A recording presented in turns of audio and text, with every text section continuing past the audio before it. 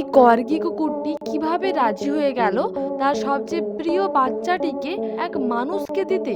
আসলে কিছুদিন আগে লিন নামের একজন মানুষ এখানে ঘুরতে আসে, আর তখনই সে এই কর্গি কুকুরটিকে দেখতে পায়। মানবিকতার খাতিরে লিন বাজার থেকে একটি টেস্টি খাবার এনে কর্গি কুকুরটিকে খাওয়ায়, কিন্তু খাবার খাওয়ার সঙ্গে সঙ্গে কর্গি সেখান থেকে চলে যায়, যা দেখে লিন কিছুটা অবাক হয়ে পড়ে। কিন্তু কিছুক্ষণ পর কর্গি আবার ফিরে আসে এবং নিজের সবচেয়ে স্বাস্থ্যবান বাচ্চাটিকে লিনের হাতে তুলে দিয়ে আবার দৌড়ে পালিয়ে যায়, যার ফলে লিন এইবার তার পেছনে যায় এবং দেখে যে কর্গি মা একটা ভাঙাচোরা ফার্নিচারের নিচে তার সব বাচ্চাদের লুকিয়ে রেখেছে আর সেখানেই লালন পালন করছে। এরপর লিন খুব আদর করে একটি বাচ্চাকে ছোঁয়ার চেষ্টা করে যাতে কর্গি মা তার উপর বিশ্বাস করতে পারে। লিন বুঝতে পারে কর্গি মা তার বাচ্চাদের ঠিক মতো যত্ন নিতে পারছে না, তাই সে একে একে সবগুলো বাচ্চাকে নিয়ে যেতে থাকে। কর্গি মায়ের মনে হচ্ছিল লিন শুধু তার বাচ্চাদেরকেই নিয়ে যাবে, কিন্তু তাও সে খুশি ছিল কারণ তার বাচ্চারা ভালো থাকবে। কিন্তু লিন ছিল একজন ভালো মানুষ,